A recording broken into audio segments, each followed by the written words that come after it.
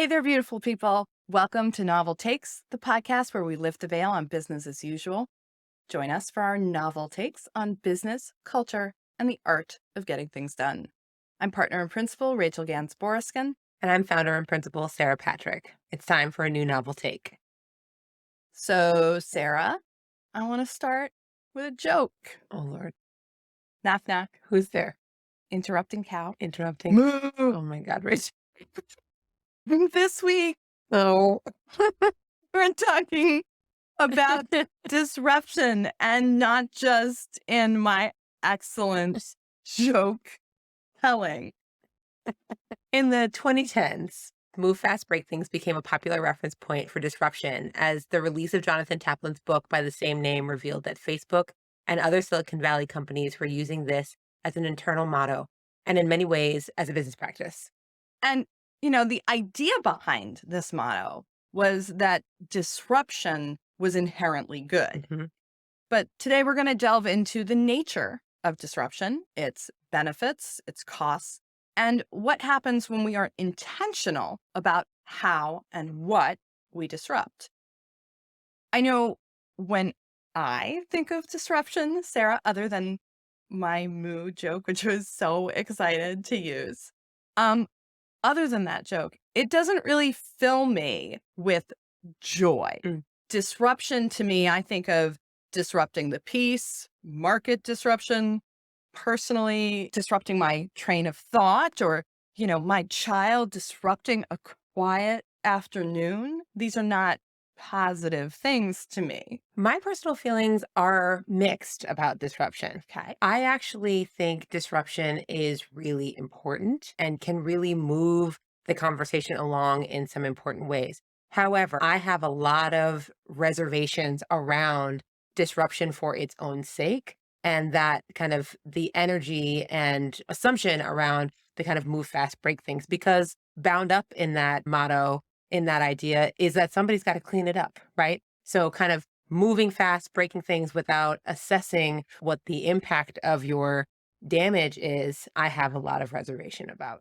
I sense from that you have often been the person who's cleaning up what has been disrupted. Well, as a project manager, you are often in roles where you are at least doing some of the assessment around the impact of decisions. There's definitely some cleanup work to be done for sure. Yeah. I think when disruption became a buzzword, you know, folks were really thinking about disruptive innovation. You think the Industrial Revolution shakes up everything. The idea that innovation changes things. Actually, I think a great example of this is the light bulb. Mm, A light bulb is a technological innovation. They're ubiquitous. We don't think about light bulbs as innovation, right? But a light bulb is a technological advance on a candle, on a lantern, which uses oil or wax, right? But what do light bulbs do? Suddenly, it's not as expensive to use a light bulb as it is to go through candles. The light is better. You can read longer. You can work longer. Light bulbs fundamentally change the human experience of night and day. mm, It changes our relationship to time itself. right. That is disruptive.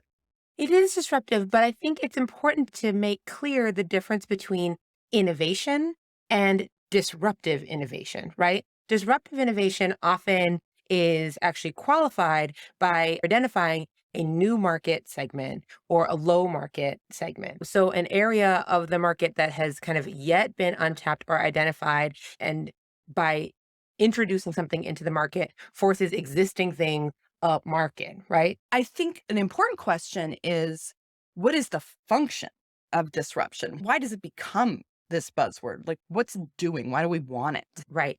I think part of it is it forces change.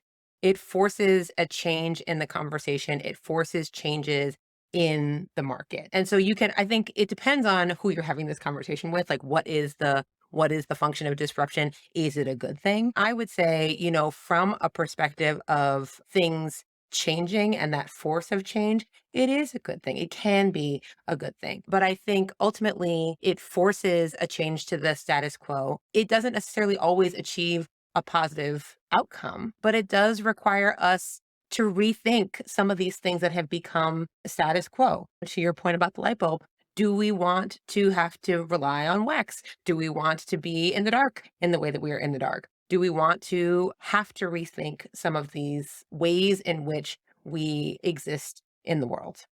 I wonder, this idea of disrupting the status quo, it changes things, it changes business, but it could change who's in charge. And that can be, I think, a really powerful idea, this sort of revolutionary energy. And I think a lot of times disruption comes from younger people and they see a new way to do things and they're like, yes, let's break things, partly because they didn't build it. I think it's harder to break things if you're the one who built it. You get sort of proprietary about it. And that's normal and that's human, but that's also how things get calcified, Mm, right? But this next question of, is society disrupted? We can certainly see changes with technology that reorder how we do things. But I wonder, when we're thinking about inclusivity, mhm. when we're thinking of diversity in workplaces, do these disruptions disrupt who's in the room? Or is it just the same people, the same types of people shifting seats, right? Hmm. How much really gets upended? I think we talk a lot about democratizing technologies that break things. I guess I'm suspicious of, what is being broken. Right. But I don't think that that's often what the goal is when one's talking about disruptive innovation. When one's talking about like maybe just being disruptive or maybe disruptive acts, then yes, that could be the point. I am not opposed to the idea of breaking something if it is not serving the people it's intended to serve. If what the goal is to break it and think about rebuilding it, right? If the thing is taking up space where we can't build anew, then sure, let's deconstruct it and build it again. And I think that's where my tension with move fast, break things kind of comes into place. It's okay to break things. Not everything serves us anymore. Sometimes we outgrow these things that we have built, but breaking something for its own sake, breaking something without a plan, breaking something we don't have a sense of who it's going to impact when we break it, I have a really hard time with that because, to your point, you just don't know what other kind of harm you're going to do. And if while you're doing it, your goal is to move fast, to be in this Right. constant state of I had this really interesting article that called that move fast state locomotion. If you are in that kind of constant state of locomotion, is there an assessment element that comes with your action? Are you making decisions in alignment with your values, with any set of values? Are you thinking ethically? Are you taking other things into account? I think what I hear you saying is yes to break things, maybe not on the move fast, Right. right? Let's move trepidatiously and break things with intent. Let us think and then intentionally break things Right. with the plan of building There you after. go. That is my iteration on move fast, break things. Yeah, it's that planning in advance. It's thinking through. When I have worked with young people and they have revolutionary spirit and they want to burn it all down, I'm aware as an older individual, I'm less inclined to that mindset. But I kind of say, okay, but I still live in the house you're planning to burn down. Mm, So I would like at least a plan of where I and my family will go after you have burned this. Do you have some kind of shelter tent plan? camps. Something going on. And that it is far easier to break Mhm. than it is to build. It's also a different skill set. Right. The people who think about disruption are innovators. They can imagine new things, and Yeah. that's exciting, but they may not be the people who are best at implementing and developing systems so that it's a balance, right? Having the people who are in the room who think of big, new, wild ideas, and then the other person saying, okay, but how do we make that work? Right. And instead of treating the person who says, how do we make that work as somehow, the enemy of change, thinking of them as a partner in change. Because in having to grapple with the complexity of implementation, your ideas should be sharpened. Mhm. Um, you can think of new ways and maybe new systems that get developed with it as well. And so collaboration in breaking and building, Right. and collaboration takes more time than just doing it on your own. Right. You have a great shorthand for the first half of this, the innovators kind of element of this, the toothpaste experiment. I just love the kind of visual about that. And I hold that all the time. So a friend of mine is a grade school teacher, and second graders, and she put them in groups and she gives them all tubes of toothpaste, like the actual tubes, not those squeezy things, Mm. and said, okay, everyone, get the toothpaste out of the tube as fast as you can. And all the kids go and they're squeezing it out as much as they can. They've got the flattened toothpaste. The team that, did it first raises their hand. They won. Awesome. Okay. Now, everybody put the toothpaste back in the tube. Mhm.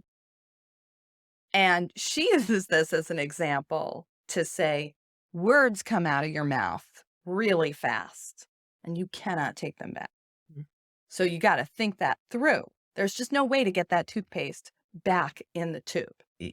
As we think about the smartphone changed the way we interact with the Mhm. world. And as much as there are people who are, there's this return to a flip phone.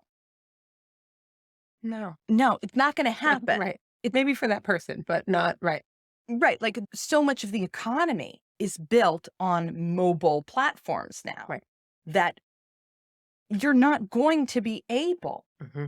to do that. I mean, when you have to check in at the doctor's using your phone, that ship has sailed. Right. Right.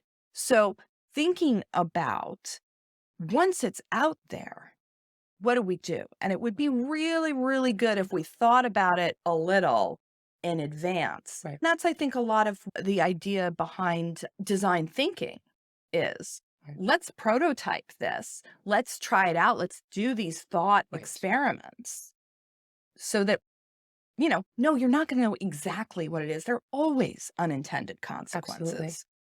but at least to be cognizant that there will be, Right. and try and game it out in advance. Exactly. To your point about design thinking, in our work, we use not only the tools of design thinking, but we also try to stretch this question about unintended consequences a little bit further, right? We offer a Black Mirror workshop where we're trying to really game out the extent of the unintended consequences and use disruption not for its own sake, but as a tool. What does it mean to be disruptive to this degree, to a degree that we can think through? Yeah, it makes me think of that. Black Mirror as a television show, I find it so unnerving. It's worse than any horror film for me because it feels like it's set like 8 months from now or Mhm. something. Here is this technology that everybody thought was great, and then they're going to explore how it messes things up and Mhm. like this terrible inverted world, through that Black Mirror.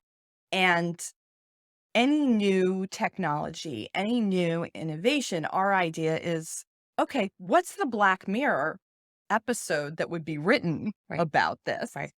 And then let's not do that. Right. Let's Black Mirror proof it, at least for that scenario. And I think when we do it, there's a playfulness to Absolutely. it because so often when we're excited about an idea, we kind of poo-poo anyone who says, oh, well, there might be a dark side. So, you gamify it. Right. You say, okay, let's use all that brilliant creativity that got us to this idea of breaking it. Let's use that to figure out the worst case scenarios, Mhm.